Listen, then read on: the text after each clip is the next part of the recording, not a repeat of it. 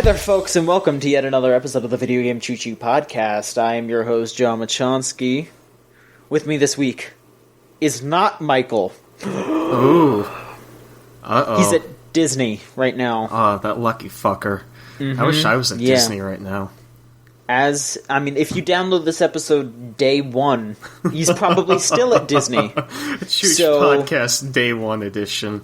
Yeah, Day 1 edition It comes with like a nice terry cloth map. Day 1 DLC. Beautiful. No Michael. Oh man, yeah. Jeez. Michael is patched in later. The first ever DLC that takes a character out instead of putting one in. Yeah. Fans, you demanded it. Michael's gone. Jeez. No, we've gotten quite the contrary. Everyone loves Michael. Yeah. But no, this week we have Ryan. Hello, it's me. You may have recognized my voice from such publications as Pringles Weekly and Safety Scissors Incorporated. Those are some other podcasts I do. Those sound terrible. Really? I mean, I yeah, thought they what were... would you talk about on Safety Scissors Incorporated? Well, you know, you do. We do like reviews of this month's like Safety Scissors releases. I mean, it's only a monthly podcast because we don't really have that much to talk about. But you know, when we do have a podcast, it's like 3 hours long because all that content builds up over a month. But you know, we talk about the scissors that have been released that month. You know, colors, what's really booming in the market on the preschool and kindergarten levels. What the Sunday schools are really getting into. You know, we have a pretty big listenership. You'd be surprised. Since we're 3 hours long, we get a lot of people listening to it on car trips and people listening to it before bed to put them to sleep. So, you know, those are kind of our two big markets. But You know what's the biggest thing in Safety Scissors from what I've heard? What? Tell me. Safety. It is. It really is, John. I mean, if you don't have safety with Safety Scissors, then you're just kind of out of luck. You don't even have Safety Scissors at all. You've just got scissors. You just got scissors, and that's no good. You can't sell that to a kindergarten. I mean, someone's going to get their eye poked out. So That's true. Yeah. Now, Austin.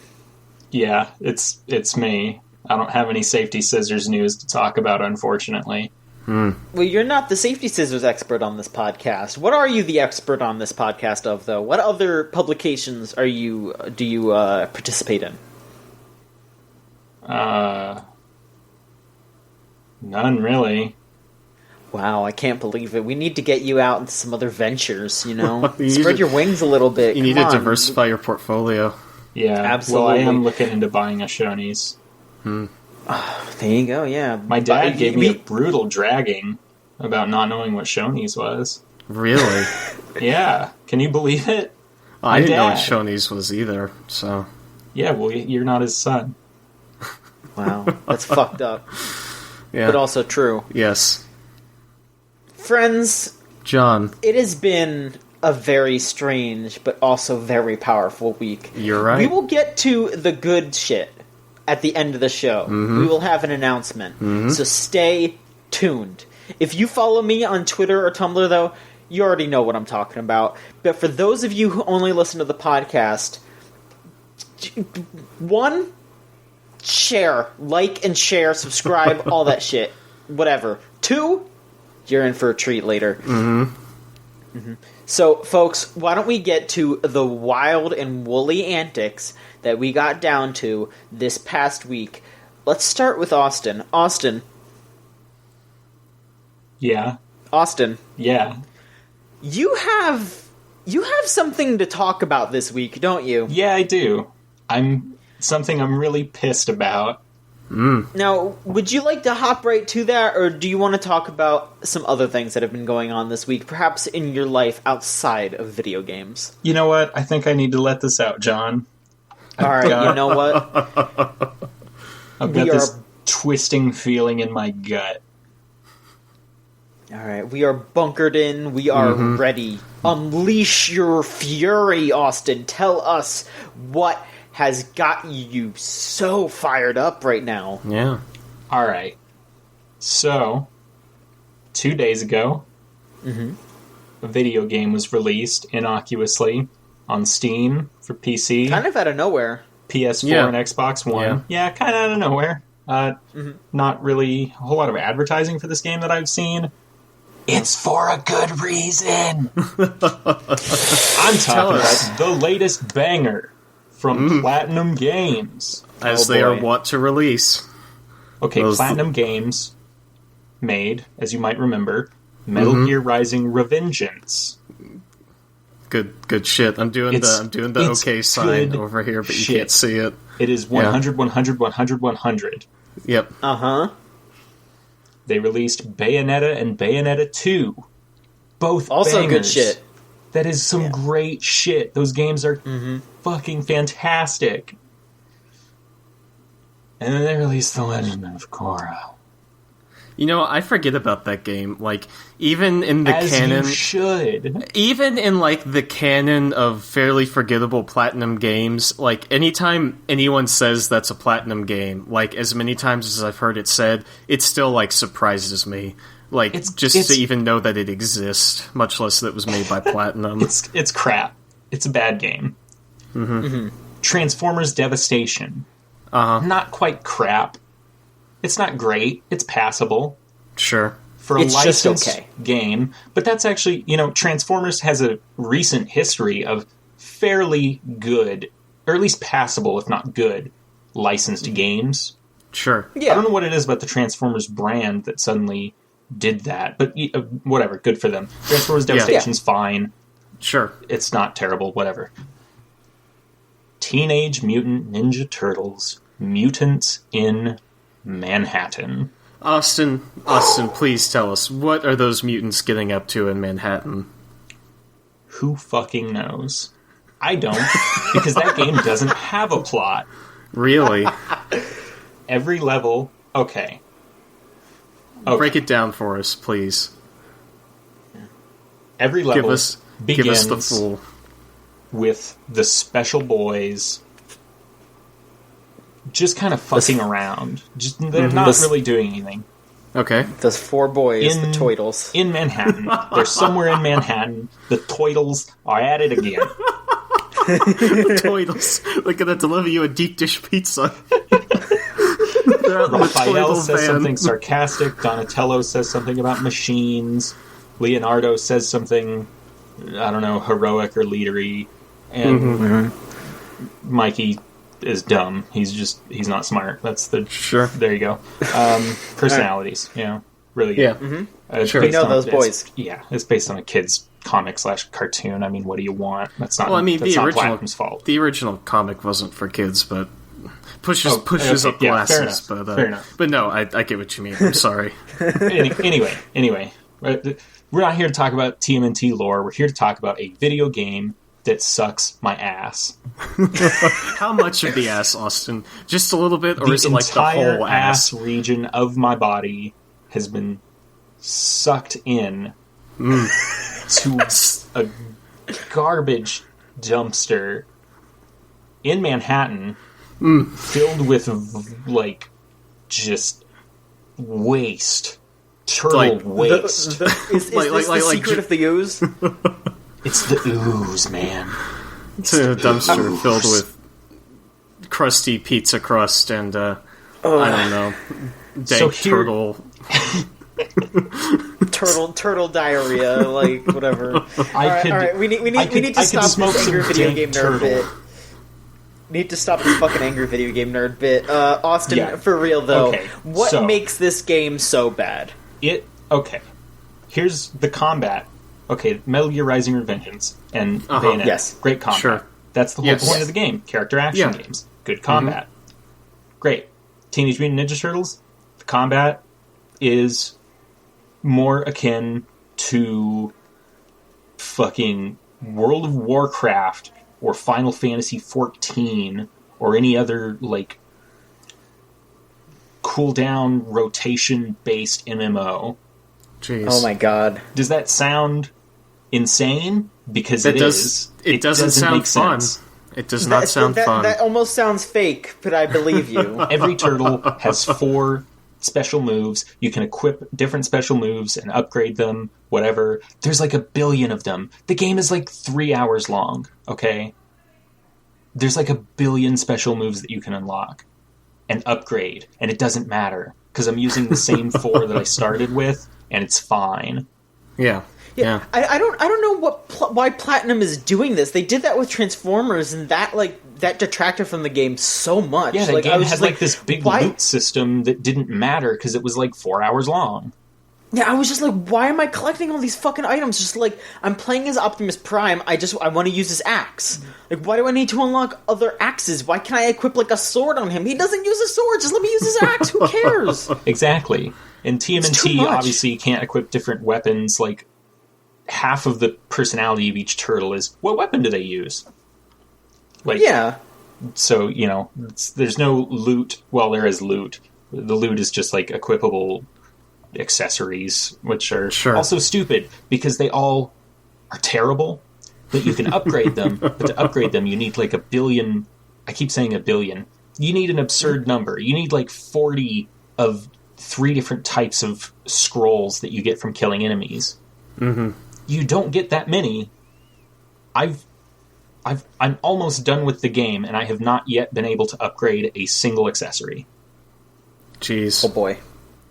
Yeah, and they the only one that I've found so far that's useful is one that freezes enemies when you hit them sometimes. Uh-huh. I mean, when they're frozen, they can't move or attack, obviously. Like, it's useful. Also, it works on bosses. So, okay, it's you and the other 3 AI turtles. Here's something that's fun. The 3 fucking AI turtles do more combat than I, the player, do. Because they know where all the enemies are. Sure. The game, every level, you would think, character action game, fairly linear level, easy to figure out where to go. There's a clear, critical path. Not in this game. Each level is a, I guess, mid-sized, quote-unquote open world bit. And what you do is you aimlessly run around until you find enemies or something to do, kill the enemies, or do whatever extremely boring objective. They're all boring objectives. Most of them are like, go up to these bombs and hold B for like 20 seconds to defuse it, and then go do it twice more. It's terrible. That's what really Transformers was like too. This sounds like it's just Transformers but worse. It's worse. It is so much worse. Because Transformers wasn't that good either. Like, that game is it's not actively horrible, but this game just sounds like they took what was like good in Transformers, the little bits that were good, and just ripped it out. Like, yeah, Transformers had Witch Time. I was so excited about that game because I was like, oh hell yes, I love dodging shit and having time slow down. I'm actually confused about TMNT not having Witch Time, because it has a dodge mechanic that seems specifically created in a way that is conducive to Witch Time, but there's no Witch Time. Huh.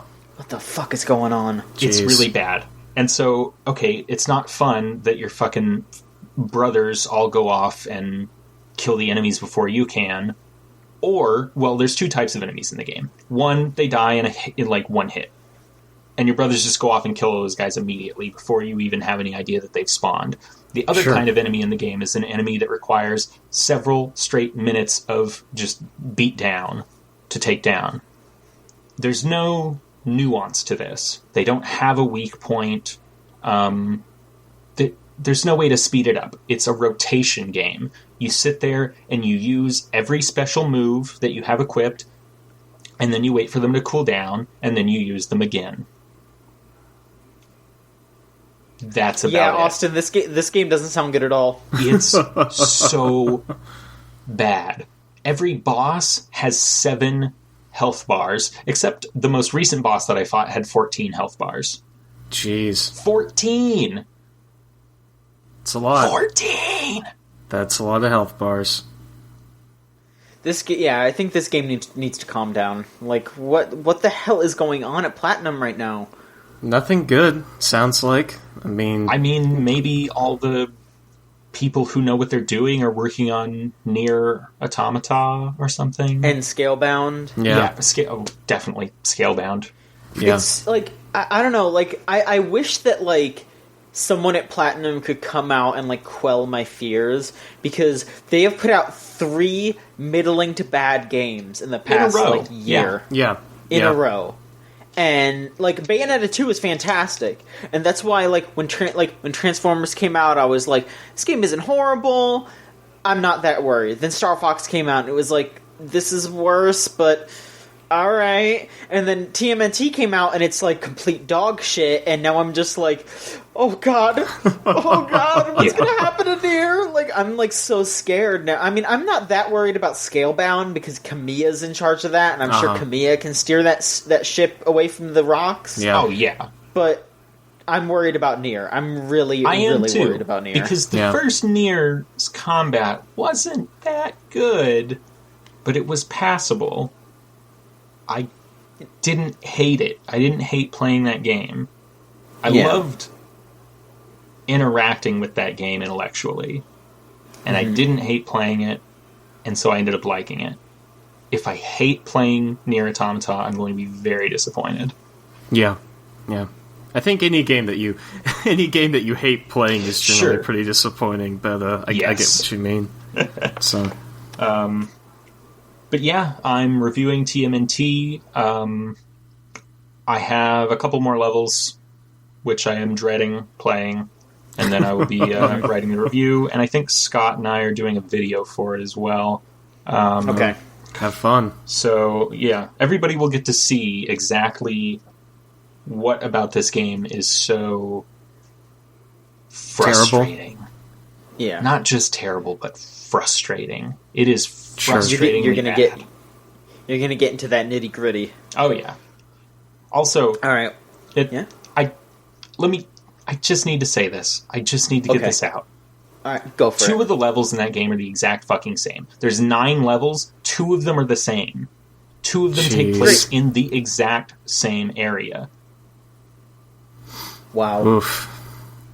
Does not sound good. Unbelievable. Even as bad as that game was already, that struck me as like, I cannot believe that they did that. Yeah. No. That's... For a game with, like, if the game had like 20 levels, like, that'd be like, sure. Like, even maybe like 15 levels, that'd still be like, but it'd be okay. But like less than 10 levels and one of them is the same, that's kind of not good. So yeah, that's putting it mildly. It's wild. It is bad in such a wild way. Sure. Mm-hmm. It's a spectacle for sure. But yeah, that game has been haunting me for the past couple days. But do you feel a little better now that you've kind of told the world about it? Like, got it out of your system a bit. I feel like I can steel myself to finish that game now. Good. I mean, not good because you have to play more of that game. But well, yeah. I'm glad you feel appropriately reinforced to continue down your thankless task. So. Yeah, people better love this review, man. Oh my god. Other than that, though, things have been going pretty well. Glad to hear it. Exciting news, as we're going to talk about later. Yeah, I mean, yeah, things are going all right for your pal Austin here. Glad to hear it. Ryan. Hey, John. Let's catch up with you. How have you been doing? I've been doing pretty good myself. Not a whole lot going on with me right now. I'm doing stuff for the summer, and that's kind of nice. Do you mind if I plug my new podcast on here at all? Oh, absolutely not. Go right ahead. All right, so me and a friend of mine, we are in the midst of starting a new podcast. I'll still be on Chooch and all that, obviously. Like, this is, like, not something that's, like, changing my life or anything. It's just me and one of my friends messing around for an hour and talking about whatever. But that is called The Rumpus Room, because we are having a rumpus, causing a ruckus, if you will. But if y'all want to look that up, the URL is rumpuscast.tumblr.com. No spaces or hyphens or anything. that's about it for stuff that's actually been going on in my life, but I do have games to talk about this week, John. I have a lot of games to talk about this week. I will, however, kind of cut it down because some of these are games I've played before. I'm almost done with Doom. That game is still a lot of fun. Niall has his review up for that now. So his thoughts are pretty similar to my thoughts on that. I don't really know if there's anything else I need to say aside from what I said last week. So still a pretty good game, pretty entertaining, really fun. Overwatch came out. I've been playing that. That game is still a blast. Like with Doom, my thoughts on that are pretty much the same as my thoughts on the beta because there's not much of a difference. So, yeah, I think Ashley's going to have a review up for Overwatch pretty soon, so that'll be nice. And then I played a couple newer games that I feel we should talk about here on the podcast. The first one, at the time of recording, just came out today. That is the driving, racing, chaos simulator, dumb as hell title known as Omnibus. And for those of you who don't know what Omnibus is, you play as a bus, or you drive a bus, I guess, and the whole thing is that you can't slow down, and you have to complete all these different objectives, like one of them is like, oh, Omnibus, I think they call it Omnibus in the game, I can't remember, even though I played it for like 2 hours today, but it's like, oh, Omnibus, I have this firework, but I can't launch it high enough, so you have to like drive to the end of this ramp and launch yourself into the sky to blow up this firework. And it's like dumb stuff like that, but it's like kind of challenges like, you know, survive for like 60 seconds without flying off the map or flipping over, or you know, make it to the end of this course, or break a certain number of tombs open. Like the first thing you do in that game is like you get a mission from Indiana Dave, and he's like, hey, Omnibus, I have these 16 tombs that I need to break open to like get the artifacts back. Like, can you do that for me? And it's like all the missions are really dumb and like facetious and like that. There's one where it's like you get a mission from the bad kids, and it's like this little image of like this kid with like a cowboy hat, and he's like, hey, Omnibus, we hate that statue in the park, and we want to pull a prank. Knock its head off for us, will ya? And then you have to like get up enough speed to like ramp off something and like knock the statue head off, and that game's pretty fun. Like I said, it's really, really, really dumb, but it's dumb in the same kind of way that Doom is, where you're just like having a great time while playing it. I should have a review up for that pretty soon. There's not going to be a whole lot to say about it, but I do have more stuff I kind of want to talk about than, you know, what I'm saying right now. Like, sure. One of the levels is really great, the one where you have to survive for 60 seconds. And I think this might have been in the demo that they released a while back, but you get this guy, he's called like Football Dave or something like that, and he's like, Omnibus, help me, the city redirected traffic to my rooftop football field. And then it's like, you're on this like football field on a rooftop, and there's these cars like shooting out of pipes at you that you have to avoid. And it's like, it's so dumb, but it's so much fun. Are the people giving you missions secretly all the same person? Football Dave, no. Indiana Dave, no, Kid in the cowboy hat. I don't remember if it was Football Dave, but it was something like that. But they all have very different like character portraits. Like the fireworks technician in that one level is like this old woman who has like crazy eyes, and you get one where you have to like taxi people around in a tour group, and it looks like a picture of like one of the game's developers or something like that. Like it's just this random dude, but that game's a lot of fun. If you like driving games, if you like chaos and mayhem. I don't even know if I said what that game's about, but you're in the bus and you can't slow down, and there's like boost and like trampolines and stuff, and you can't flip over, you have to like restart and that kind of thing. It's pretty simple, but it's a lot of fun. So that's kind of the first new game I played for this week. Sounds good. Yeah, it's a lot better than Teenage Mutant Ninja Turtles. No, absolutely. But the second game I gotta talk about with y'all today, tomorrow, this afternoon, right now. Yes, right now. So, as some of you may or may not know, both John and I don't know if anyone else on Chooch still is, but both John and I are pretty big fans of the one, the only JoJo's Bizarre Adventure, the iconic manga / anime / multimedia franchise that involves people punching things and yelling about stuff and fashion and posing and other weird shit that I absolutely love to death. A while ago, the game came out called All-Star Battle, which, John, you reviewed for the site. That was a fighting game, and it was a good fighting game. It was fun, yeah. And Bandai Namco said, let there be a JoJo fighting game, and there was, and it was good. And that was All-Star Battle. But then it might have come out in Japan last year. I can't really remember. That sounds about right, yes. Yeah. And then Bandai Namco said the first JoJo fighting game was good. Let there be a second JoJo fighting game. And much like the creation of Cain and Abel, one of those two JoJo fighting games was not as wholesome as the first one. And I am talking about the newest release, JoJo's Bizarre Adventure, Eyes of Heaven, which is still not out in the US. I think it comes out on June 28th, if I remember correctly, or June 26th, which would be exactly a month from the time we're recording this podcast, but I can't remember. But, the point I'm trying to get at is that recently, earlier this week, Bandai Namco or Cryware or whatever the hell the other company that's involved with making that game, I cannot for the life of me remember what it's called. Their logo is like a box with like dots on it or something. CyberConnect. CyberConnect too, yeah. Sure, CyberConnect, yeah, that sounds right. Cryware, isn't that like a piece of computer hardware or something, or like a game engine? I don't know. Either way. Crytek? Anyway...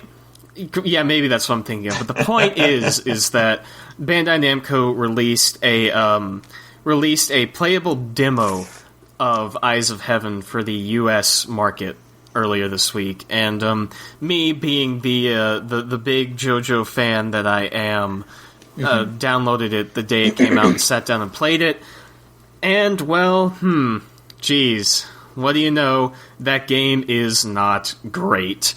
John, you have been saying that game will not be very good, but it is not great partially because of what you had said, but it's also not great for a whole lot of different reasons. To explain, yes. When that game was announced, I saw footage of it, and it reminded me a lot of that, what's it called? It's like that Shonen Jump game. Yes. That came out recently. I don't remember what it's called. Like Shonen Jump All-Stars or something like that. I don't something like know. that. Yeah. But yeah, it's a 3D brawler instead of like a standard like 2D fighting game. Yeah. I mean, All-Star Battle was like a 2.5D fighting game where it was basically a 2D fighter, but there was like a little bit of a plane where you would dodge back and forth. It was kind of like Tekken, but this game is a fully 3D, you just move around, and it's like a tag team game too, and it just looked like it looked like a huge mess. Yes, and I also found out that there's no offline multiplayer for that game. Nope, there's fighting game. Yes, which is fucking insane. Yes, like what? That's crazy. But John, you haven't played the demo yet, so let me do some Haman breathing over here, or however it's pronounced. Do a little JoJo reference. Yeah, but let me take some deep breaths and tell you why the demo of that game blows Big Chunk's high school district. All right. So as you mentioned, there's no local multiplayer, which, like you said, is insane. But also, all right. So John, imagine a fighting game. Like, just pick a fighting game, like any fighting game. Oscar 120%. I don't know what that is, but so tell me the extent of like a story in a fighting game. Like, surely in fighting games, the story is mostly only meant to progress you from like one battle to the other, correct? Well, I mean, unless you're talking about like Mortal Kombat or some stuff that's been going on where they're actually trying with the story mode. Well, you're right, though. Well, sure, but in Mortal Kombat, like, in between battles, about how long do cutscenes go on for? Like, roughly, would you say? Even in Mortal Kombat, not that long. Okay. Well, so for about 75% of the time I was playing this demo, I was in cutscenes or narrative or something like that. This game is not a fighting game like All-Star Battle was. This game is trying to tell a story in the JoJo universe and is achieving that end by peppering in battles in between. The demo goes through what I assume is the first, quote, chapter of the game. I'm gonna, carefully tiptoe around any JoJo spoilers as I possibly can, just in case, because I know there are people out there who may be, catching up, whatever, I don't know. Mm-hmm. I assume there's at least a couple people who listen to this podcast who are familiar with JoJo. So the beginning of that game, and therefore the beginning of that demo, is the end of Stardust Crusaders. The first battle you do, the tutorial, is Jotaro versus Dio, and all that happens, and it cuts to later. You go on, and you're in the airport with Joseph and Polnareff, and then there's a cutscene where Jotaro has Dio's diary from part 6, or that's in part 6 that he writes in a flashback, and I don't want to get too much into this, because basically what they have done is they have taken this, Kingdom Hearts level of, narrative to tell in this game to, justify having all these characters in one place at one time.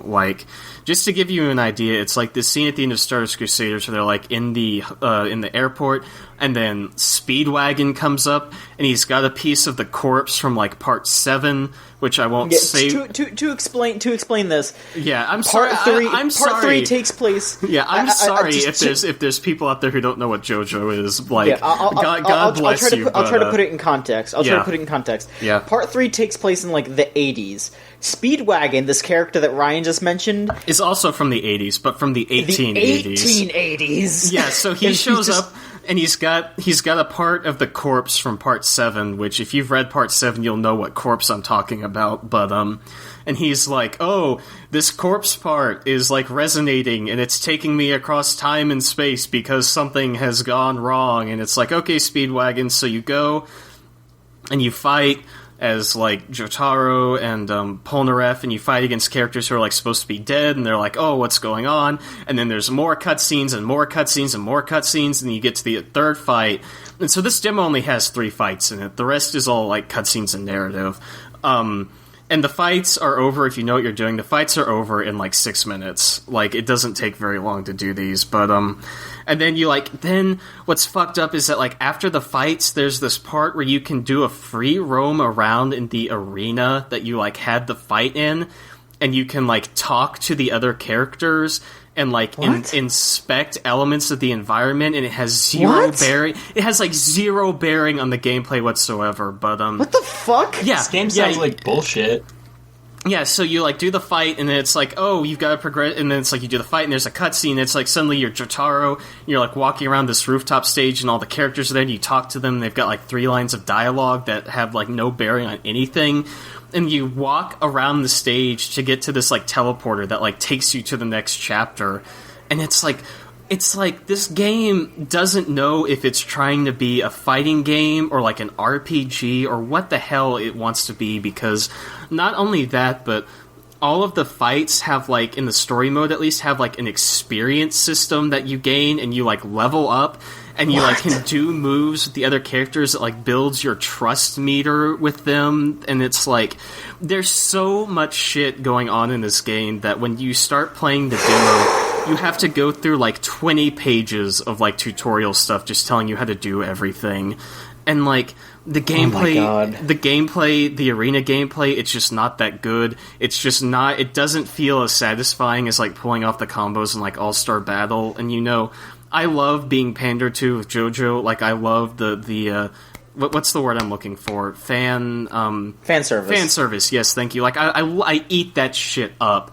But it is just not as satisfying the second time around as having seen it in All-Star Battle already. And, if it was just a fighting game, because you remember All-Star Battle, and it's it tells you the plot of the manga in PowerPoint slides, and then it's okay, time for a battle, and then the rest of that is doing local multiplayer or online multiplayer. But if Eyes of Heaven doesn't have local multiplayer, and all it has is online multiplayer for a gameplay, for a fighting mode that isn't even that good, it's what's the point? And I appreciate... You should know this, John. I appreciate a batshit insane narrative as much as anyone else. Like, just being into JoJo in the first place is, like, a given for that. But trying to see... This narrative, first of all, is not... like, just of what I saw in the demo, maybe it gets more engaging, I don't know. It's, like, not good enough to, like, want me to sit through all these, like, cutscenes and stuff to get to these fights that aren't that satisfying, to see more cutscenes about this plot that is completely unnecessary in what should be a fighting game, but is instead this weird hybrid of, like, a fighting game and these flaccid RPG mechanics. And so, like, I just don't know. It's very strange. It is very strange. It's like they couldn't decide what this game wanted to be. It's like they wanted to tell this story that they're weaving in this game, which seems to take a lot from Part 6, which is Stone Ocean.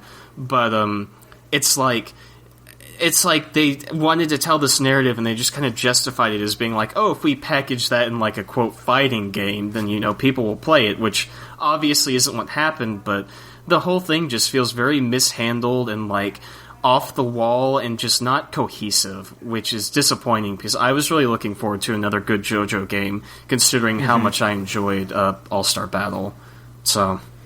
Because the thing with this is that, like, All-Star Battle was this... It was a love letter. Like, that game was, hey, have your favorite JoJo characters fight against each other. Yeah. Do their poses, do their lines from the manga. It's fun. Who gives a shit? Like, that's what it is. Like, and I mean, hell, they didn't even try that hard to make it, like, a particularly difficult game to play. No. You can mash square in that game and do combos. Yeah. Like, they actively made it easy so people could just have fun with it. Yeah, and, like, I dig that. They do that. They do that, too, in Eyes of Heaven, but there's so much other shit you have to keep up with. Like, instead of, like, pulling off button combos, you have to hold L1 and, like, press a button that's, like, on the menu, and then you can build up, like, two different types of combos with the person you're on a tag team with, and then you can, like, deploy those, and it's like some of them have kind of cool cinematics. Like, if you're playing as Jotaro and you do one with, like, Joseph or, like, Kakyoin or something like that, and it, like, has, like, a special thing, it's like, okay, that's kind of cool, but it's just not as satisfying to, like, just hit a button and, like, do these moves. And also, I'll just say this, and I'll let you talk, John. The movement in that game is really awkward. It's really easy to, like, fall off a stage. Like, the jumping's kind of weird, like, jumping over the gaps and stuff. And and I honestly thought the, like, 2.5D plane in All-Star Battle, I didn't really like that at all. I kind of wish that game was just straight up, like, 2D plane, but that's neither here nor there.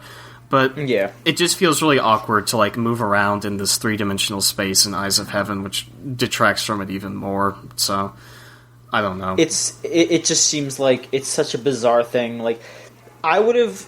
This is such a, like, strange thing to say, but I would have been 5 times happier if they just made an All-Star Battle 2 that they just added new characters to. Because, like, I love the new characters they added in this game. Like, people have wanted Speedwagon for ages. Like, they added Stroheim, Yukako. Like, they added all these characters that people really wanted to play as. Yeah. And they're stuck in this shitty fucking game. Like, yeah, basically. And I mean, even if they just ported All-Star Battle to PS4, like, I would die. You just added some characters. Like, that's, I would have been like, sure, all I want. Yeah, because I hate just do new DLC. Yeah, like, I hate having to play it on my roommate's, like, PS3 every time I want to do All-Star Battle. But again, that's neither here nor there. So. Is there any sort of interesting mechanic for the stands? Not really. I mean, they're, like... It's not like an All-Star Battle where you can either have a stand or not. Like, the buttons just do stand attacks, basically. And, like, you build up your meter, and you can, like, do, like a stand thing, and, Jotaro's meter is, like, that move he learns to do at the end of Part 3 to, like, beat Dio, like, you know which one I'm talking about, but, and, like, that's kind of neat. Like, you can do that, and then... You can still hit people, but I don't know. It takes a lot. It takes a lot from All-Star Battle because you can still do, like, the style kills and stuff like that. Like, one of the arenas you can play in the versus computer mode is the Moiro Town one, and you can still do the thing where if you hit them next to, like, the alleyway, like, the ghost hands, like, come out and, like, suck them in. It's like, you know, like, style kill or whatever the hell it is that it's called. But it doesn't take the right things from All-Star Battle. So it just takes the more fan servicey stuff, which is fine, but it's just not enough to be supported by the gameplay. It's not good enough to like support everything else they've built up around it. So I mean, maybe that's a real bummer. Maybe if you're just like dying to know what happens in this narrative, I mean, I can tell you what happens. Dio comes back and he's fucking purple. Like, we knew this already. No kidding. Dio comes back. Oh my god. Yeah, Dio comes back and he's purple, and he probably gets punched to death by Jotaro again. Like, I'm 90% certain that's probably what happens in this game. Like, JoJo is not known for its like strong, like, sweeping emotional narratives. I mean, I get into it, but like, come on, let's be honest. Like, it's an action series, but it's a shonen. Yeah, Here's the exactly. real question, gentlemen. Yes. Which JoJo is the best JoJo? Josuke. Yeah, I don't know. Like, I don't know if Josuke is my favorite, but part 4 is definitely my favorite part. So there you go. Either Josuke or Joseph. Yeah, that's a pretty safe answer, but I would probably agree. Mean, but it's true. Yeah. Why? What were you going to say, Austin? Jolene. Yeah. Part 6 is really good. Like, the problem for me ranking JoJo parts, and I don't want to talk about this too long because we have to move on. But the problem for me, like JoJo parts, it's like 4 is like by and above my favorite part, but then right below 4, it's like 2, 6, and 7 are all tied, like for second place. And because I like them all so much, and then below 2, 6, and 7 is like 3, and then below 3 is... see, I don't know about 5, because I have a lot of problems with 5, because I think it's too similar to part 3 in terms of, like, how the story progresses, and just, how it kind of goes, like, with Diavolo... Oh, fuck it. Like, I can't go on this rant right now, but, There's a lot to JoJo. Yeah, the point is that Eyes of Heaven, like, I doubt... I was going to play that game to review it, but this demo has just, like, put me off it so much. Like, just playing this demo has been, like, I know this game is not going to be good. Like, I'm reviewing TMNT. Yeah, like, there's nothing that they could, like, add to that game that would make me more invested just based on this demo, because at its base level, the combat and movement in that game is just not as satisfying as it could be. So... yeah. That's something that once you fuck up, it's hard to come back from. And like I said, frankly, I don't... As much as I like seeing all the characters together and like this weird and wacky story, I really just don't care about it that much. So... yeah. I don't know. But that's Eyes of Heaven. So there you go. Are there any other games you want to mention real quick? Not really, just that... that Omnibus, Doom and Overwatch are 2 great games. I highly recommend both of those games. Omnibus is pretty fun too, but that's kind of one of those things where if you think you'll like it, you probably will, but probably maybe like see what it is before you actually play it. So, but yeah, that's me this week. So what about you, John? Alright, so as for me, I just kind of, I was planning on downloading the Eyes of Heaven demo and the Odin Sphere demo, but they took too long to download before I could record. You should still try the Eyes of Heaven, because I want to see how your... My reaction. Yeah, I want to see your reaction to it. So I'm Mr. Fighting Games around here, so I'm gonna be like, what the fuck is this? You'll probably be a little more critical than me, because I was just like, yeah, this isn't great, so... we'll see, but, excuse me. I did finish Uncharted 4. Nice. How was that? I liked it a lot. I'm gonna have... There will probably be a review up by the time you listen to this, unless there's some, like, mix-up, but hopefully there isn't. But I just think that game's a little too long. How long is it, like, in terms of hours? It took me 14 hours, but I was, a bit... Like, I don't know, I had to retry a lot of combat because I was playing it on medium instead of easy peasy boy, so you know. Sure. I mean, I did hear you move. Like fucking up a stealth section a bunch and then deciding to just go guns blazing. So I did like try to, like, I was like, I'm gonna do a stealth mission, I'm gonna do this because like only a couple of people have gotten this trophy, and then I was like, wait a minute, no, and then I just shot everybody. I was like role playing Nathan Drake as because I don't know, like people complain about the Uncharted franchise having that ludonarrative dissonance where it's like, oh, it's this it's this rollicking, fun adventure, but then Nathan Drake brutally murders people. And they touch upon that a little tiny bit in this game. I don't think they do enough for what people want them to do, but at the same time, I personally feel like they don't have to, because it's like, I don't know, it's just a fucking rollicking adventure. Like, you watch Indiana Jones fucking kills people. Yeah. And it's not that big of a deal. In Star Wars, they fucking kill people, and nobody's like, are the Jedi really the bad guys? Like, no, they fucking kill stormtroopers all the time. Who gives a shit? Like, they're bad people. It would be really weird, to do a complete 180 in the tone like that, to just make it like Uncharted, The Last of Us. Fucking, yeah, Nathan Drake is a horrible man who's doing bad things to get what he wants. Yeah, I mean, they touch upon it more in the sense of Nathan being too self-centered in his goals, sure. in what he wants to do, and I think that is the exact right way to do it. In like being like, hey, Nathan Drake keeps saying that he's doing this for the history, for the treasure, to help people. And he keeps secrets from people. I mean, I don't want to spoil too much, but like he lies to people in this game, and it's very much there's a scene in that game that's very much just like I wasn't doing it for you, I was doing it for myself kind of deal. He lies to his wife within the first hour of the game. There's actually a great scene towards the beginning where that game has like occasional. Not like dialogue trees, but you can kind of like pick which snarky bullshit Nathan is going to say. But there's like 3 dialogue options in the game, and it's just kind of like for jokey bits, Mm-hmm. But there's a great one towards the beginning where Sam asks you like, "What have you been up to?" Sam being Nathan Drake's brother, for those that aren't aware. And you can choose basically. Well, I could tell you about the plot to Uncharted 1, Uncharted 2, or Uncharted 3. Yeah, and whichever one you pick. He asks you at the end, like, oh, what do you have to show for it? Nathan goes, I'm alive. Like, there's no fucking treasure involved. He doesn't get anything out of it. And they touch upon that. It's all for the adventure. Yeah, exactly. And it's him just, like... He's like doing this shit and killing these people for the sake of, like, making his own life fun. And they don't, they don't delve into that, but they touch upon it.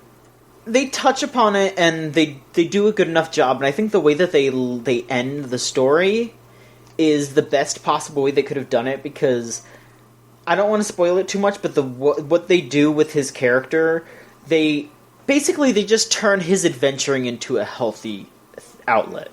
Like, he finds a way to make it healthy, and I think that's just a really good, like, that's a really good, like, moral, in a sense that, like, sure. If you're doing something that's, that you love, and it's hurting other people, but you don't want to get, and you can find out a way to, like, include others and not be so self-centered about it, do that. Like, there are healthy ways to do lots of things, Yes. and you don't always have to be selfish, and that, I think that's like a really great moral for like a game like that. Like I felt really good about that. I think Uncharted 4 is a fantastic character study of Nathan Drake. Like, he's just this swashbuckling adventurer in those first 3 games, and then in this game, they're basically like, what would a person who went on those adventures be like after he tries to get out of the game, and then his brother shows up out of nowhere and says, you need to save me. And I think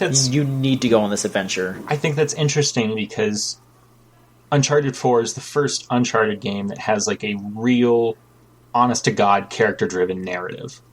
But it couldn't have existed without the first 3. Not in the way that it's written here. Because you need to have seen him and played through those adventures to really have a sense of, like, this is what Nathan Drake is as a character. And he's not much of a character. And now he is. And, like, what does that entail? Like, looking at him now. I don't know. It's interesting. It's a good way to end the series. I haven't beat it yet. But it's very good. It seems like a very good way to end the series. I hope they don't make another one, honestly. Me too. I'm sure they will. I mean, honestly, I also hope they don't make another one because I got kind of sick of the gameplay by the end of that game. Yeah, I mean, it's the same gameplay. It is the exact same gameplay. It is the exact same thing. Like, I don't hate it, but I'm just kind of sick of it. You know, like, I've played every other Uncharted game. I even played the fucking PS Vita one. Christ. I'm sorry. Yeah, that wasn't good. But, you know, I just... You scale enough cliffs, you jump on something and it crumbles, and then you have to jump on something that's slightly below that thing a couple of times. You shoot dudes a lot. You jump off of things right as they're about to explode. Like it's fun. There are great set pieces. There are good moments. I think that game could have been like 4 hours shorter. Mm-hmm. They could have cut a couple of things here and there, you know, like stuff that isn't like essentials to the plot. You know, you go to an island about halfway through that game, and I feel like there could have been a couple of chapters and a couple less puzzles that could have gotten cut out. Where instead of just like, oh, we're riding this Jeep for like an hour, like I don't need to ride this Jeep for an hour. Like let me just ride it for a little bit. Have Sully tell me what he needs to tell me and just get it fucking over with. Like, I don't need to be in this Jeep for an hour. Yeah. I will say, I don't think Uncharted 3 was as strong as 2, or as strong as what I played of 4, but I did feel like Uncharted 3's length was, like, almost perfect for that kind of game. Yeah, absolutely, yeah. The pacing in 3 was really good. Mm-hmm. It just had too many parts where you had to run at the camera. Also, the aiming was broken when it first released, but they patched that. Mm-hmm. Yeah. I don't know. I mean, like, there were a couple of bits in Uncharted 4 where you run towards the camera, and I was just like, alright, sure, that's funny, because you made me play Crash Bandicoot earlier, and that's what you do in that game, too. I fucking could not believe they put that Crash Bandicoot thing at the beginning, where you run towards the camera, and, like, Drake can't figure it out, and I'm like, fuck you, Nathan. That's funny. Drake. It's funny.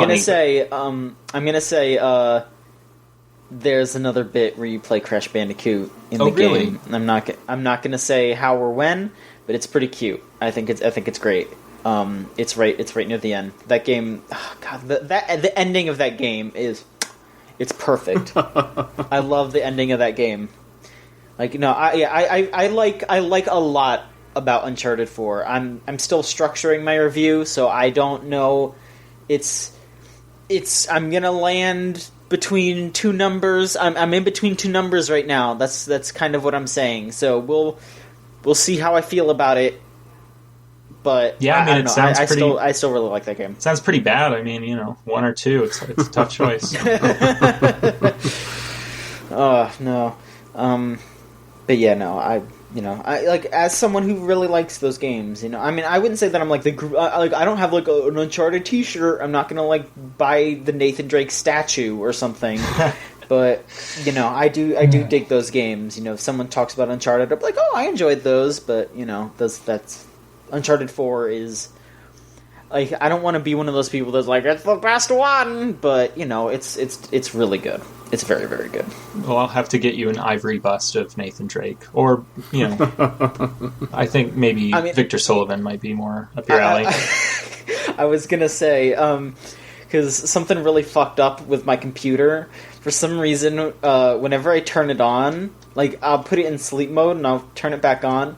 If I go into the start menu, I'll have, like, a rotation thing. Like, you know how Windows 10 has, like, a photos rotation? Oh, yeah. Or whatever. Mm-hmm. For some reason, whenever I first click on the start menu, just a picture of Sully pops up every fucking time, and it kills me. Like, it's just like the most basic picture. Like, it's not even like Sully smoking a cigar, Sully running from. It's just a fucking headshot of Sully, and I'm just like, God bless. Like, I don't even remember why I saved it or anything. It's just like, everybody needs their Sully folder.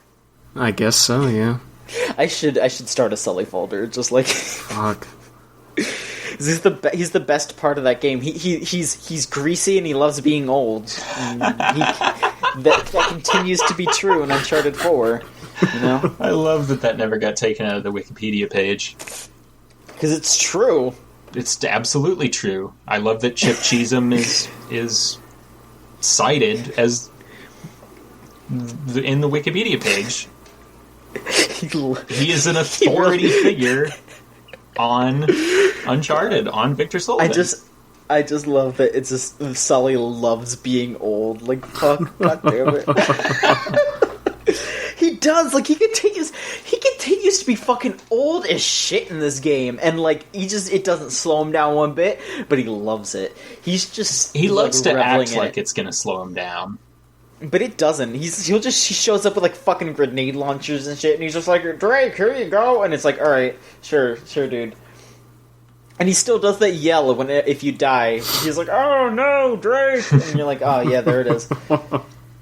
Yeah, there's an earlier Jeep mission in that game that's pretty good, and you're driving around. It's you, Sully, and Sam, and it is so much fun to just ramp off of like the fucking cliff, because Drake will just be like, "Oh no," and then you just crash, and like it's not like honestly the way that they crash, they probably wouldn't die. Like it's not that far of a drop, and they're in this like ATV, and like.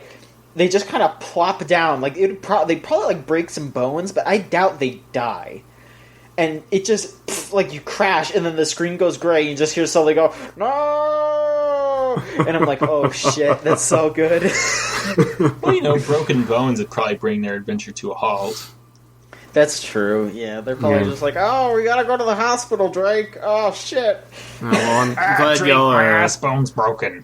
Yeah, I'm glad y'all are. I'm glad. Listen. I'm glad y'all are enjoying these two games. But why don't we talk about some more new releases? And why don't you let me control my podcast, you motherfucker? Then do it. We're taking it over. I'm telling jokes. Stop. I let you talk about fucking JoJo for like 20 minutes. Yeah, I know. That was a mistake, and we've got to. It was fine. We've got to keep going. We're All right. Let's talk about the games that are coming out soon for this week. Yeah. All right, I'll start here. First up, on the 31st of the month, we have Daydreamer Awakened Edition. Now, this is a remaster of some kind for a game. I don't know what this game is. It's a PS4 action platformer. It's being published by Atlas, and I don't think anyone cares about this game. No, I don't. Yeah. Okay. Alright, Ryan, why don't you go ahead and do this next one? Well, here's a game I'm sure people don't really care about either. This is being published by Techland/Deep Silver. Dead Island Definitive Collection for basically everything. Mm-hmm. Yeah. That's that. Not much else to say about Dead Island Definitive Collection. Yeah, you know that game. That game I got in the Deep Silver Humble Bundle only because I was getting only because I wanted all the Saints Row 3 stuff. So, yeah, that game. Yeah, great game. Mm-hmm. I don't know anything about Dead Island. I'm sorry. Just kidding. It's actually it's not great. Yeah. I mean, yeah. From what I can gather, it is just the PS4, Xbox One editions of Dead Island and Riptide, and I think there's also some like a retro version packaged in too. I don't fucking know. Huh. I don't know. The first Dead Island isn't bad. Riptide is bad, but the first Dead Island's good. Alright. Austin, would you like to do the next game? Yeah, sure. So, also on the 31st, for PS4 and Vita, is One Piece Burning Blood. Which is developed by Spike Chunsoft. It's a Bandai Namco joint, as you would expect from an anime fighting game. Yep. And it's an anime fighting game. Is that a fighting game, or is that one of those brawlers that they put out? It's like a 3D fighting game. It's probably has more in common with like those Dragon Ball Z games, I think. If I'm remembering correctly from what I've seen. One Piece has like some cool characters. I think as far as like shonen anime goes, it's one of the better ones, just in terms of like having interesting character design. But it's another anime fighter. Sure. So I'm not that, whatever.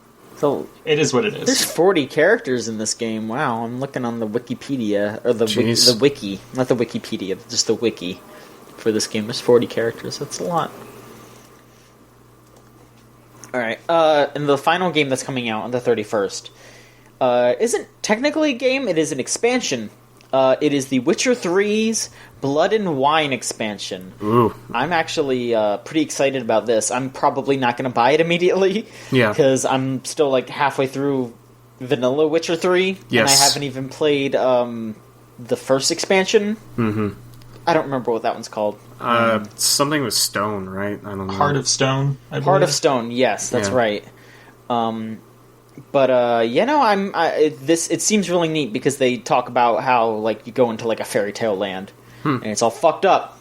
And like 99% of the time, if someone said twisted fairy tales, I'd be like, "All right, well, I'm going to sleep now. Thanks for making me so tired that I have to go to sleep." McGee. Yeah, but when CD Projekt Red says twisted fairy tales, I'm like, "Oh, so go on." Am I gonna have to kill the fucking... I'm gonna have to fight a Jabberwock, right? I'm gonna fight a Jabberwock? You're gonna have to assassinate the gingerbread man. If you get a Vorpal sword, that would be pretty cool. Yeah, like, I'm into this. Like, The Witcher I am down with that shit. Sure. So I'm pretty excited about that. I'm not a Witcher person, but The Witcher 3 seemed fine from what I played of it. Yeah, that came very, very close to being our game of the year last year, from what I remember. Mm-hmm. So, definitely fair enough. Now, you two fight over who gets this last game. I'll do it. Okay. I already have the page open. Okay. Yeah. Okay. So last, but certainly not least, on June the 3rd, we have a little banger called Anima: Gate of Memories, which is being published by Edge Entertainment. There is no box art available for this game, so I will simply read you the description word by word, and you can tell me what you think. So, Anima... No, there's no colon. Anima Gate of Memories is a third-person action RPG in which the player will explore a vast world filled with dangers and wonders. In it, you take control of two characters who are trapped in a war in the shadows, a secret conflict that will engulf the world into chaos. That is Anima Gate of Memories, due out June 3rd for Mac, PC, Xbox One, and PS4. Fantastic. All right. If I can just share something real quick. Sure. It's actually a Kickstarter success story. Okay. It had a $90,000 goal, and it gathered $110,000. And apparently, it's being developed out of Spain.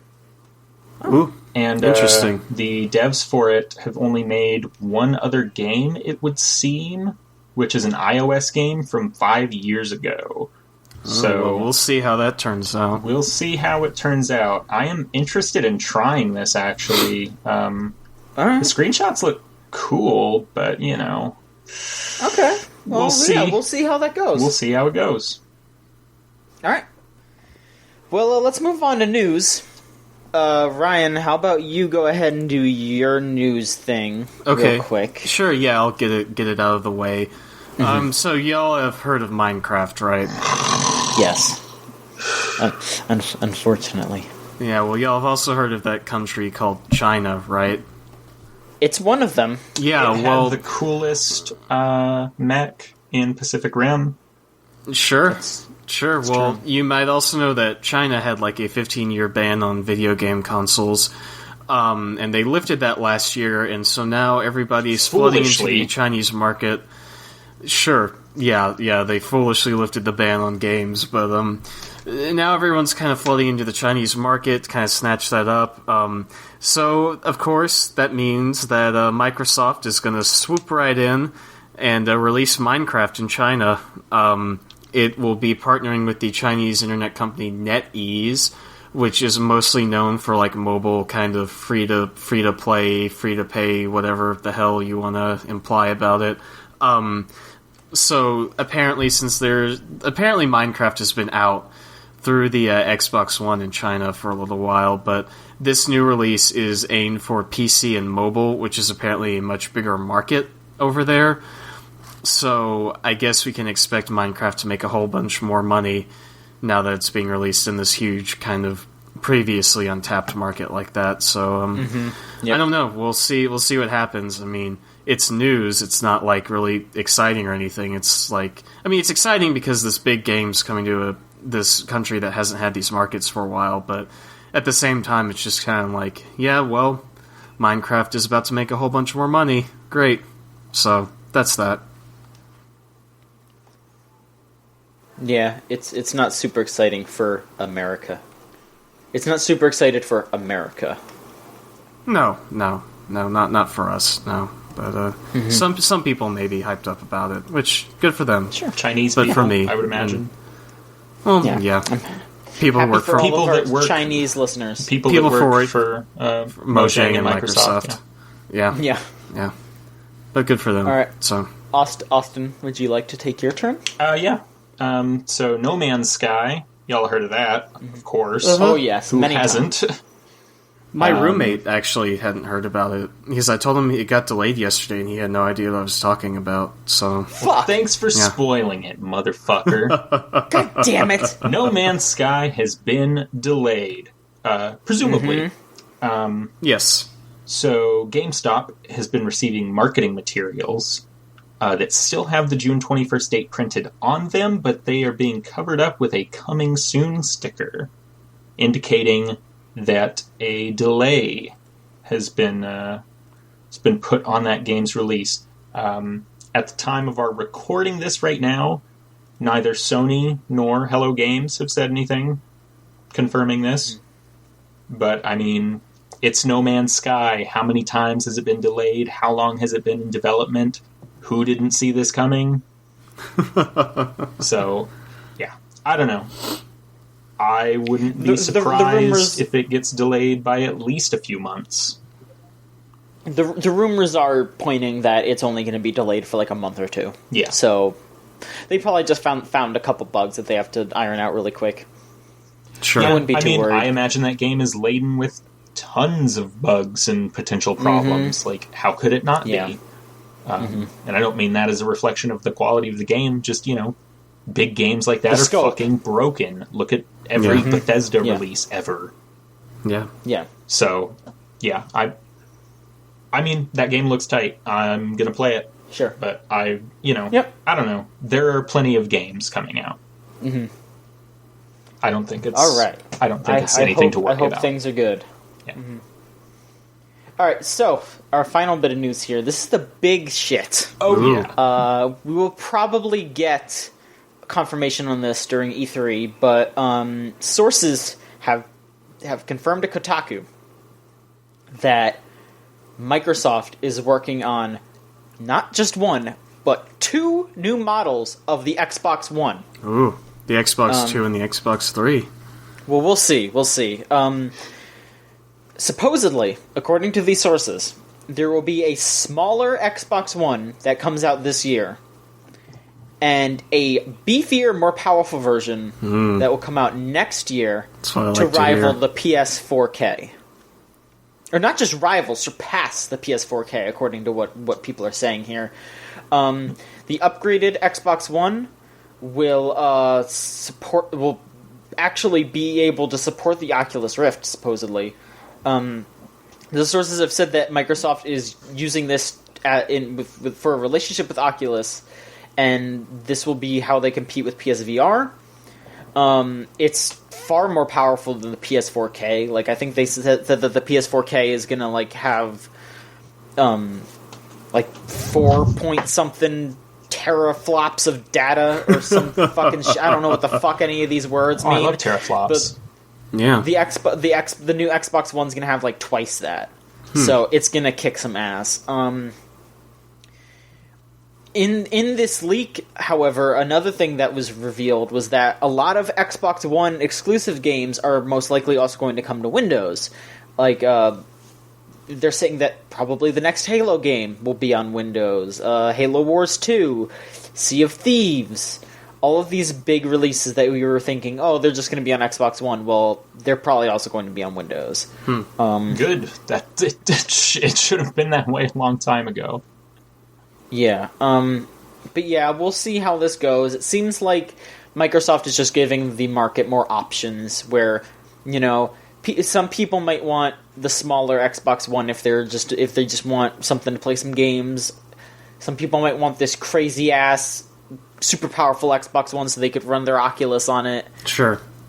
So I'm glad that they're giving people options. Hopefully, it's not a super crazy split where it's obvious that one is better than the other game-wise. Like, I mean, I can understand if you have to, if you're trying to run, like, VR, if you need a beefier rig, that's fine. Sure. But I hope it's not like, oh, we put this game out exclusively on the Xbox 2 or whatever just because it's stronger. Like, that would suck. The Xbox 1.11, you are not going to buy it. Yeah, you're not wrong. I hope the smaller Xbox is cheaper, because then I can actually afford to play Scalebound.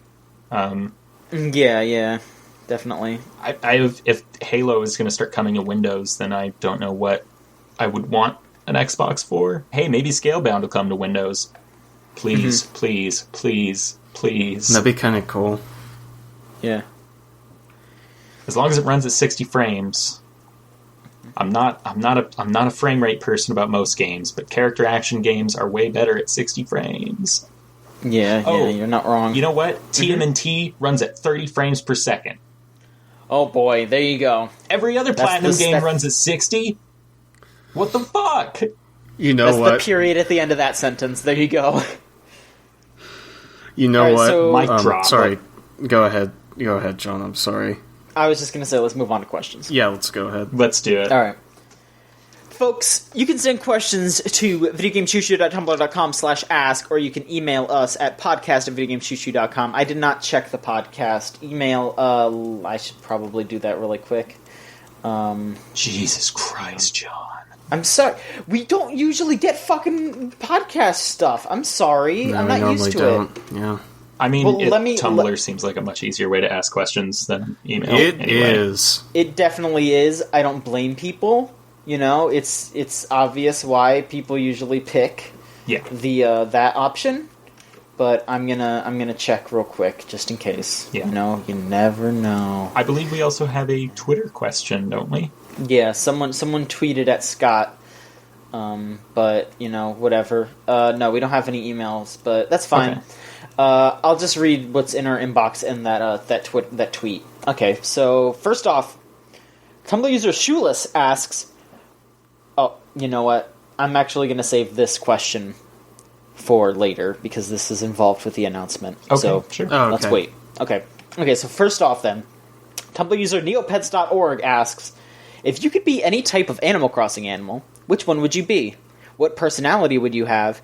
And which song would be playing when someone enters your home? Can be from the game, or it could be a real-life song.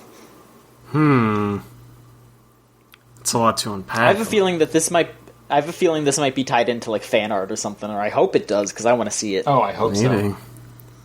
I would be Tom Nook's shitty nephew who has no entitlement to Tom Nook's money, but acts like I do. So you'd be a raccoon?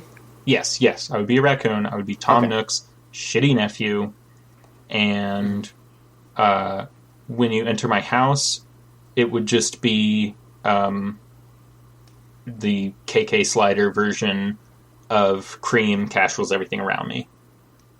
I suppose it would be Bream, right? Bells, yeah. What about Ryan? How about you? I don't know. There's a lot of options here. I mean, geez, maybe like a goat or something. I can see that. Yeah, I'd probably have the I don't know, the kind of lazy villager personality, or whichever one like that, or whichever one the squirrel has. I forget what his name is. The white squirrel that's fuck, I don't know. It's been a while since I played Animal Crossing. I used to play it a lot, but now I don't remember. It's the Marshall, the white squirrel Marshall, but he's kind of got those angry eyebrows like I have in real life, but I don't know. As for the song, I used to know a lot of the KK Slider songs from that game, but a lot of them are real good. A lot of them are, yeah. I don't know, maybe like the KK Slider version of oh, you're putting me on the spot here because now I've got to like think of. Now I'm like, I feel like my Animal Crossing knowledge is being like challenged. I can't remember. Maybe like the Animal Crossing version of the Life's Good theme from Deadly Premonition. So that's pretty good. Yes. Every song from Deadly Premonition is a banger. You pretty much, true. Yeah. As for me, I feel like I'd be a cat. Mm-hmm. I feel like I'd be like one of those like kind of I don't remember like the exact names of the personalities, but I feel like I'd be like a little adventurous, but also like really like like a little lazy, but also just kind of like, all right, yeah, sure, let's go do something, that kind of thing. Sure. And as for the song, I'm not going to go with a licensed song. I just want Go KK Rider to play, because that is the shit. Nice, good choice. But hack it so it's the Smash Bros version of that song, not the I want the fucking like the epic version from the game. Yeah, hack it, dude. That's so good. Yeah. Hack the planet. Do it. All right. Our next question is from an anonymous user, and they ask, what's your favorite old lady from a video game? I have a great one. Yeah, right, I actually... Oh, sorry, you go ahead, Austin. No, Ryan, you go go first. ahead, Austin. I want to say this. All right, sure. Thank you, but Okay. I actually, as soon as we were looking through the questions earlier, and you mentioned this one, John, I immediately had an answer for it, and mine is also having to do with Deadly Premonition, and my answer is Polly, the woman who owns the hotel, because one of the moments of video games that's like one of my most iconic video game moments that is just like burned into my brain, like I vividly remember playing it for the first time, is that first scene in Deadly Premonition where you sit down for breakfast with her and they're like yelling at each other from across the table while the music is just like blaring in the background, and you're not quite sure if they're like trying to talk over the music or like what's going on in that scene, and it's just such chaos and it's beautiful. And like that's like when I sat down to play that game, like, that opening cutscene where he's, like, driving through the forest and he's, like, on his phone, laptop, and drinking coffee while trying to drive, I'm like, okay, this is pretty funny. But then that scene in the hotel is what cinched it for me. I was like, this is going to be a great game. And I was right. So, That's a really good scene. Yeah. I love that you can who's your skip favorite? almost all of the dialogue in that scene if you just don't answer her. Yeah. Who's your favorite old lady, Austin? I have kind of a cop-out answer, actually. Right. Miranda from Grandia 3. You're going to have to fill us in on that one. Okay. Grandia 3 is the last of the Grandia series. It's a JRPG series that started on the PS1 and ended on the PS2. Short-lived series. Miranda is the main character's mother, and she is a hot anime babe who, despite being the main character's mother, and the main character's like, 16 or 17 or whatever, she looks like she's probably also 16 or 17 or whatever. But she's supposed to be your mom, and she adventures with you for a while until you meet a weird, like, sort of fish man. He's more man than fish, but he's like at least kind of part fish. And he's like a shitty gambler pirate piece of garbage man, and then they fall in love. And then they're like, okay, well, have fun on your adventure, sweetie. See you never. Sounds That's great. a great game. So I have kind of a... Oh, sorry, Ryan.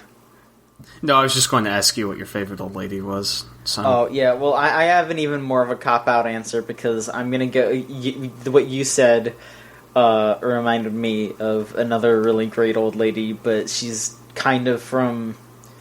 She's more from a manga and anime. I was going to say Lisa.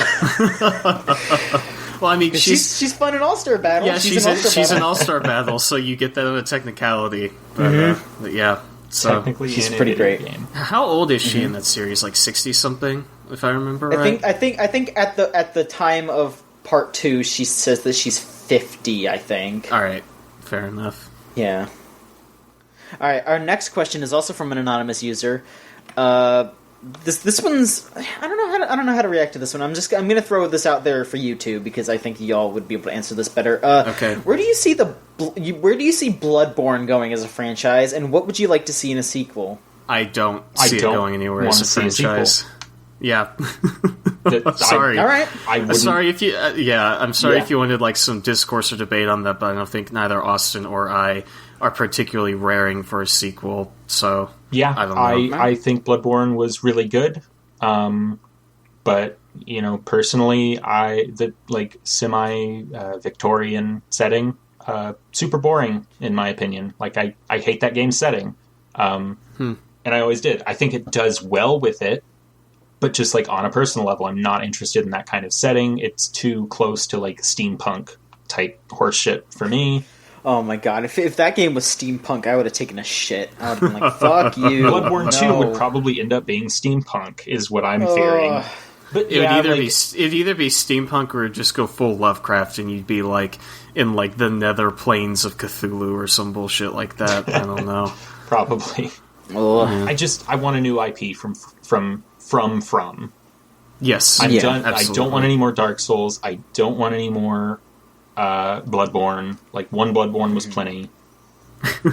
I still want that gameplay. I want a new setting. Sure. Sure. All right, our next question is also from an anonymous user, and I'm actually really glad that this is an anonymous user because if I knew who this was, I would kick their ass. The question is, do you think Austin Powers has any chance of a comeback? Yeah, and it's me, baby. I mean, I'm gonna go kill myself now that I said that. I mean, my mind is my heart is telling me to say no to that question, but when my mind thinks about it with like the Ghostbusters revival and like bringing up dead franchises to like milk the money out of them, I'd say it could be a possibility that maybe Austin Powers could make a comeback. Who would play Austin Powers now? Adam Sandler. Fuck. I don't know. No, it would just be Mike Myers would still play Austin Powers. Like, fucking, he played Dr. Evil like a year ago on SNL. That's like, right. And like he didn't miss a beat. Like, and not like that's and I'm SNL. not saying that Nobody in like cares. I mean, yeah, but at the same time, I'm not. This isn't like saying like the quality of Dr. Evil as a character because fuck. But I'm just saying like he could do it again. Yeah. I'm not saying he should. I'm saying he could. They do that same kind of narrative like they do for all those movies where it's like, oh, he's been in retirement for like however many years, and now they need him for like one more mission or some bullshit like that. Or he comes out, he's like, yeah, baby, it's me, Austin Powers. I had a game for the Game Boy Advance. It was real shitty. That's a fucking phenomenal game. I don't know what you're talking about. There's gonna be a part in the movie where like instead of there's in the first one where he had like the penis enlarger thing, he's gonna have like a fleshlight attached to an Oculus Rift, and he's gonna be like, "That's not my bag, baby," and then like the. Jeez, they should just hire us to write this better than it would really be written, John. Yeah, and then like the guy's gonna pull up like a video review of him like fucking the Oculus thing, and he's gonna be like. Because isn't the whole plot of the original Austin Powers is that he was in like cryogenic storage already, so he would be like in cryogenic storage like a second time or some bullshit. Like, that'd be pretty funny. Yeah, I don't know. What about this? Because they're looking for a new James Bond, right? So, to replace Daniel Craig. Is that right? Yeah, I think so. Yes, then Daniel Craig is Austin Powers. Brand synergy. Him. Sam Mendes can direct even. I'm just imagining Daniel Craig just like coming out and just being like, "Yeah, baby, it's me, Daniel Craig." Like, do you want to shag, baby? Or David Fincher could direct Austin Powers, and then Trent Reznor can do the score. I would see that. I would totally see that. Mojo. I would totally like. It'll be like the Phantom Pain of the Austin Powers series. So exactly. Come out with like the eye patch and everything. Like, but also. Daniel Craig would have to play all the other characters that Mike Myers also played, so he would have to be Dr. Evil and Fat Bastard too. Fine. Like just Daniel Craig, just like in a really bad fat suit, just being like, "I want my baby back ribs." Like, do y'all remember the fucking Chili's commercials from like 20 years ago?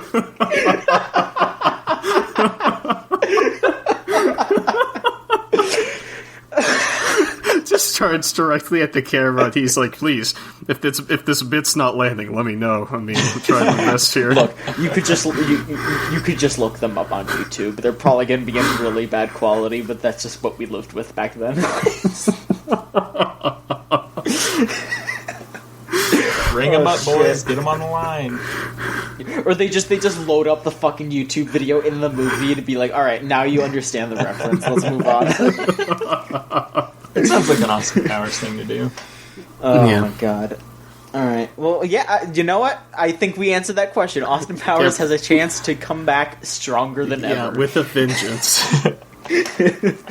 All right, our last question before we unveil what we have been hinting at for a while now. It's also from an anonymous user, and it says, "In retrospect, do you have anything to say about the Ouya? Bad move, rest y'all. in peace." Yeah.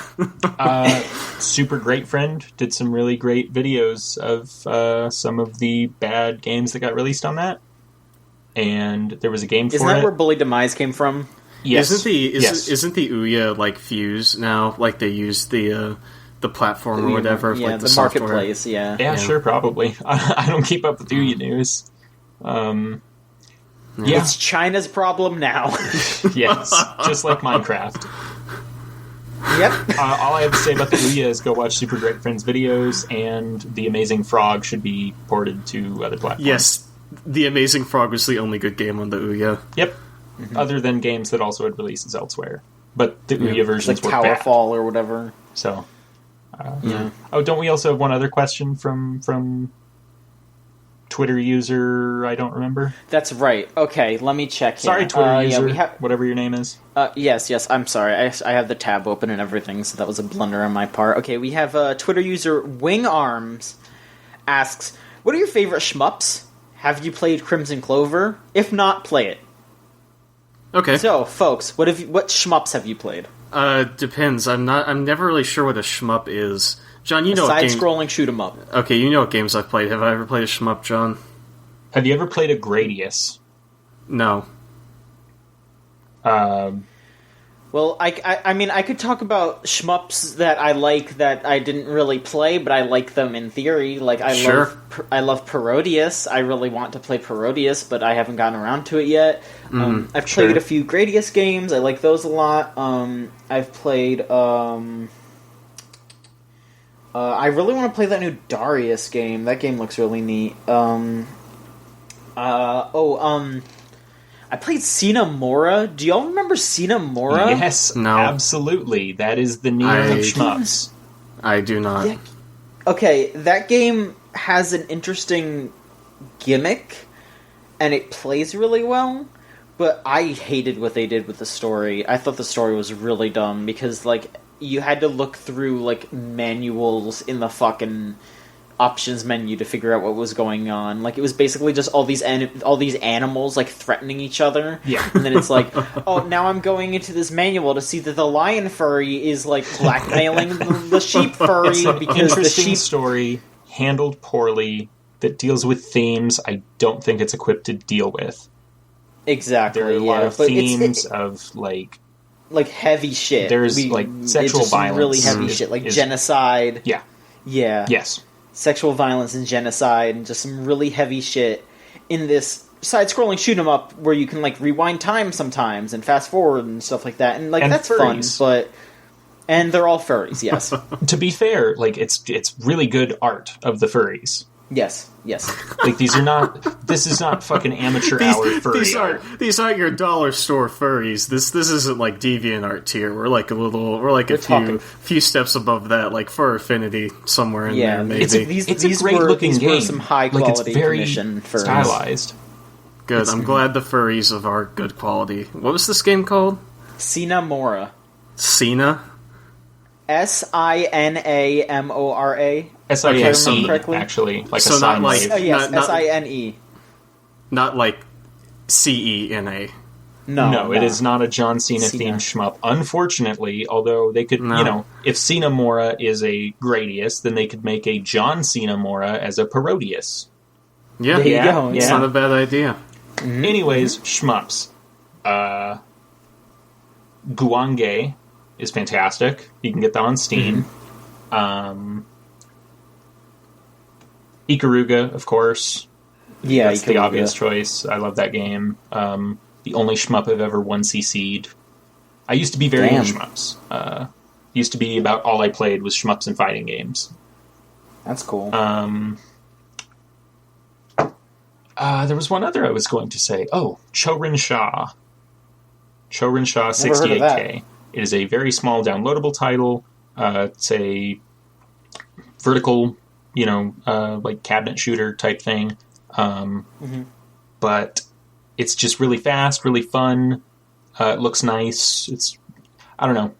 When I think of Chorin Sha, I think of this is the sort of, I don't want to get too,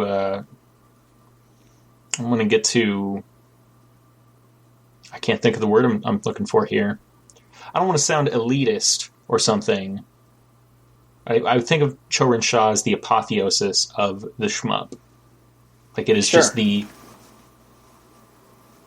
most pure example of, this is what a shmup is, and it's good. This is how to be a good shmup. Without gimmicks and stuff like Ikaruga or Radiant Silvergun or Sinamora or any of those. Alright. Those would be my top 3. And no, I have not played Crimson Clover, but I have watched Slow Beef of Retsupre play so much of that game that I don't know if I could ever force myself to also try to play it. It looks really good, though. It looks like a very, very well-made shmup. Sure. Yeah, I've always wanted to play those, and y'all are gonna laugh, but I've always wanted to try the Toho games. I hate those games. I've heard otherwise. I've heard they're very good shmups, but they're good shmups. They're really ugly. I can't look at them. It's and I hate to say that because I know it's all made by one guy, and he does all the art himself. But I hate the art style. And he just does it because he wants people to buy his music, and that's it. Yeah, yeah. Toho music is fantastic. The music's great. Yeah. I don't. Yeah. They're not visually interesting enough. Yeah. There are so many shmups out there with so much more interesting visuals. Giga Wing also is another one that I really enjoy. When I think of good visuals, that's a good one. Sure. Sure. But yeah, I feel like shmup is a genre where you really need to have interesting visuals for it to compete. Then again, Toho is very popular, so maybe I'm wrong. Yeah. Maybe. All right. Well, maybe that should do it for this episode of the show. But before we let you go, I will tell you before we grant you exit from this hellhole. Yeah. But no, I'm sure you're all excited to hear. For those of you who already know, you're gonna hear my tone of voice as I say this because, honestly, I don't know. I'm legitimately moved about this. I when I found out about this, I don't know how exactly this all went down. I can't tell you the thought processes behind the people who agreed to this, how it went down. But so I've been to E3 twice already, just me. But it's been piggybacking off of other sites. It's been other people helping me, and I am very, very thankful for that. Don't get me wrong, but for the first time, not only am I going to go to E3, but Michael and Austin are going to be joining me, and we got into E3 on our own accord. Hell yeah! And I am so proud. I'm not gonna lie. I'm honestly a little teared up because I'm so proud of what everyone on the site has done. We have done such great work in the past year since the site started up, it has gone from this little hole in the wall to something that, like, people legitimately enjoy. Like, we're not the most popular people in the world, obviously, you know? We're not fucking Rooster Teeth, we're not Giant Bomb, we're not IGN, obviously, but the people that supported us so much that in the eyes of the establishment, we're qualified as games writers. We're good enough, you know. And and that just means so much to me. I mean, that might sound silly to y'all, but I don't know. This is just like those 2 years that I went. Like I said, I'm thankful, but it didn't feel like enough. And this is it. We are enough. Video Game Choo Choo is... We did it. We did this. And I'm just so happy about it, you know. But we're going to plan what we're going to do in the coming weeks. But, yeah, we're going to be at E3. Yeah. We are our own masters. I'm not doing shit for any other fucking site. We are making videos. We're going to do podcasts. It's going to be Michael, Austin, and I. So we got 3 people going to E3. Yep. I have my days off from my day job. I have plane tickets booked. Like, it's for real. I have not one but 2 emails. They're the same email in my site email account from E3 saying, "Hey, here's your confirmation barcode. You're going to E3." Yeah, and You're getting Adele. Speaking of old commercials, beyond exciting. It's yeah. I just fantastic. keep looking at that email. I keep looking at that email, and I just see qualified. And like I said, it's being accepted in the eyes of the man, you know. It's such a fucking stupid thing, but I don't know. We've been putting a lot of effort into this. It's validating, and I'm just so thankful for everything that everyone out there has been doing for us, you know. And like, seriously, from the bottom of my heart, I don't know how I can properly express how thankful I am to everyone who has been helping spread the word about Chooch, and to you folks too, like Ryan, Austin. Like, I mean, like, Ryan, you've been working here for a while. Austin, yes. You just came on here, and you've been putting pedal to the metal. Like, just thank you so much. And like, there's no way I could ever properly thank you for everything that you've done. Like, seriously. Yeah, I mean, I think I've only been with the site for, you know, maybe 3 months now, but it's been a hell of an experience, and I'm really, you know, not only to the people who, you know, read the site and listen to the podcast and watch the videos and everything, but just a lot, like a massive depth of gratitude to you, John, for giving me the opportunity. You know, I've never been to a video game trade show before. This will be my first time. And I've been reading about E3 since I was, you know, in kindergarten. I grew up reading fucking game magazines and like reading about E3, reading about, like, check out all this cool coverage about the stuff we learned at E3 this year. Like, yeah, it's amazing. It's hasn't fully clicked that, like, I'm going to that. I'm going to be present at that in, like, this official capacity. Like, that's wild.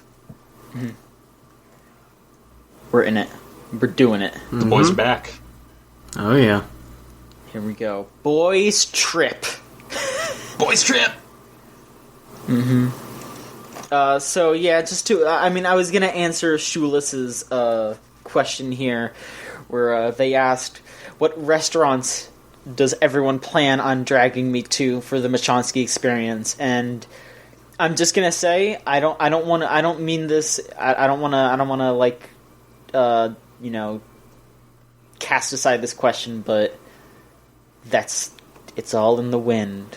That'll happen when it happens. Like, the whole thing about the Machonsky experience is Mike catching me off guard and me getting pissed about it. So, we'll see. But yeah, no, again, just thank you so much for everything. So yeah, that should do it for the show. We have some reviews up. Niles got his Doom review. We have some videos. We got that VGCC vintage for Jeopardy. I am very, very proud of that video. Y'all should definitely check that out. That's a great video. It's a good one. It's very, very funny. Yeah. And we also we're probably gonna have an Uncharted review. Just keep doing what you're doing. Keep checking the site. Like I said, just. By the time anybody's listening to this, probably the TMNT review will be up or about to go up. I imagine Ashley's Overwatch review too.